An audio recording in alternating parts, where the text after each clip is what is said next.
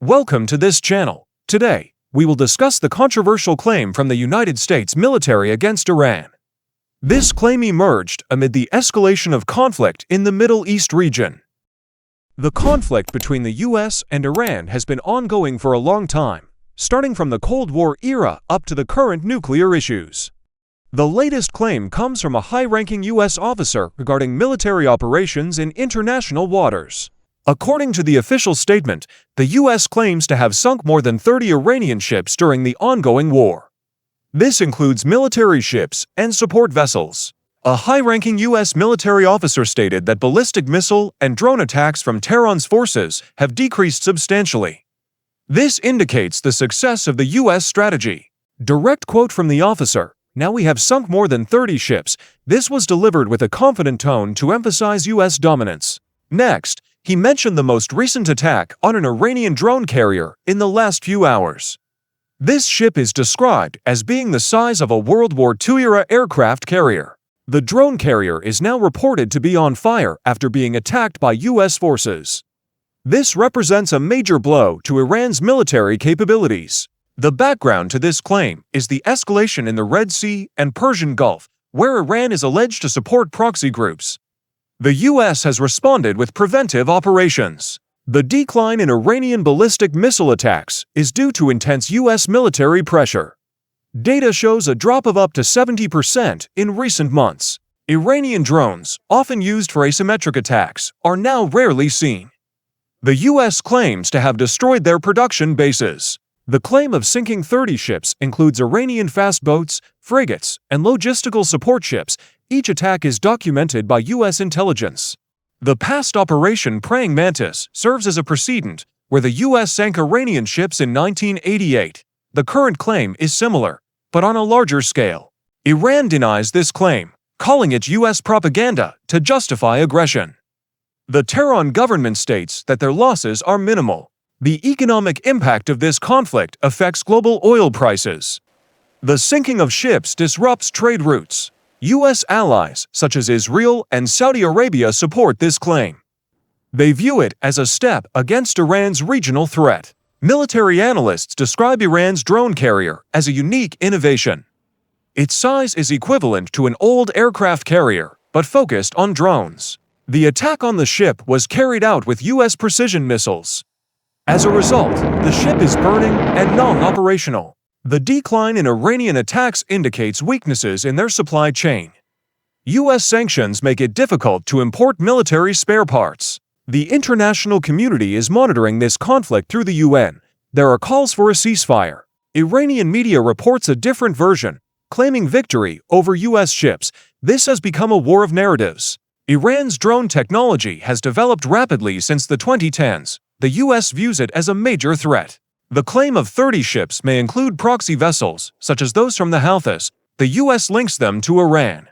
The environmental impact of sinking ships includes oil spills. This threatens marine ecosystems. The U.S. strategy focuses on air and sea superiority.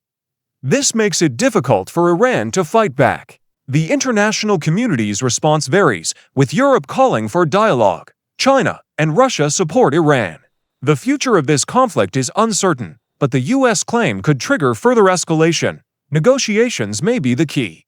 Independent analysis has partially verified the claims through satellite imagery. However, there are doubts about the exact numbers due to the secretive nature of military operations. Geopolitical implications include a shift in power in the Middle East. The U.S. is strengthening its position while Iran loses significant naval assets. Closing of the first part. This claim demonstrates the intensity of the U.S.-Iran conflict. Stay tuned for the latest updates. Continuing in-depth analysis, the operation named Operation Epic Fury is the official name of the U.S. campaign to completely destroy Iran's navy.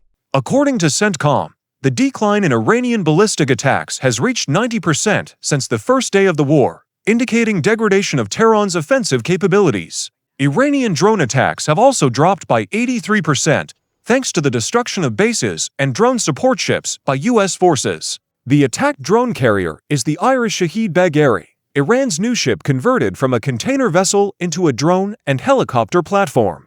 This ship is approximately 240 meters long, with a ski jump deck for drone launches and capable of long-term operations without refueling.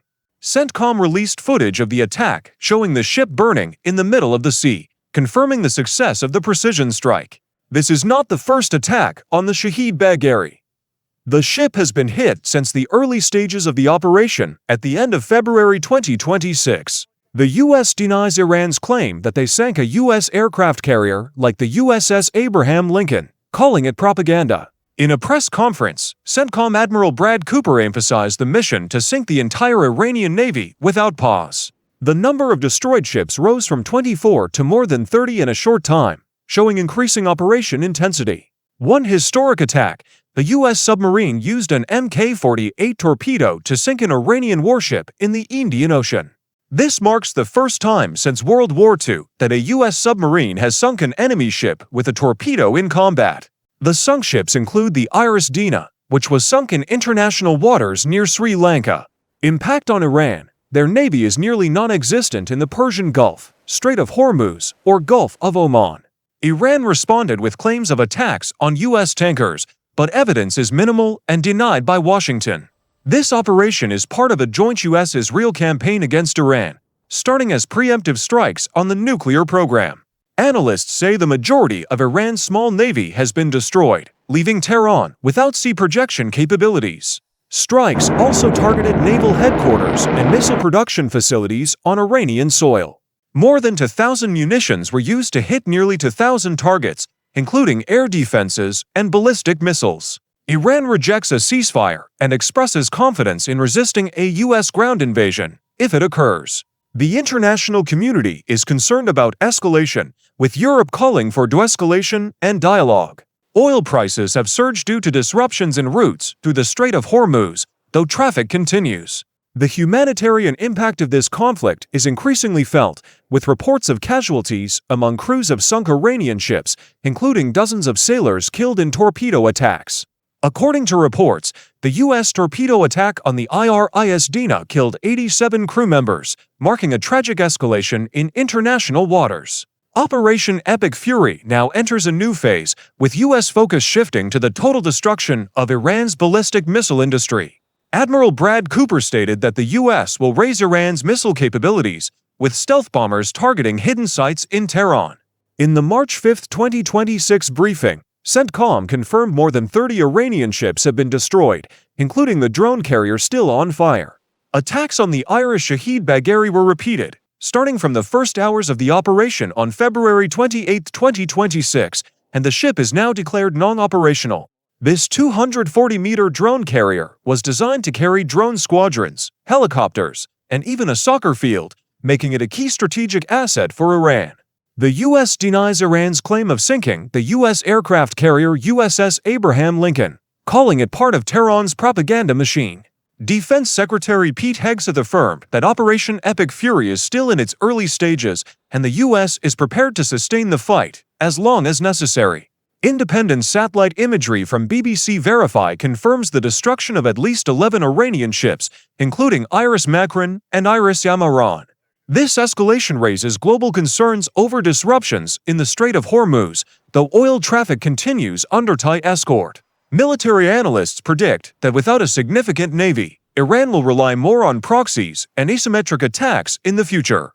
This conflict marks the first use of the Mk-48 torpedo by a U.S. submarine since World War II, demonstrating unmatched U.S. power projection.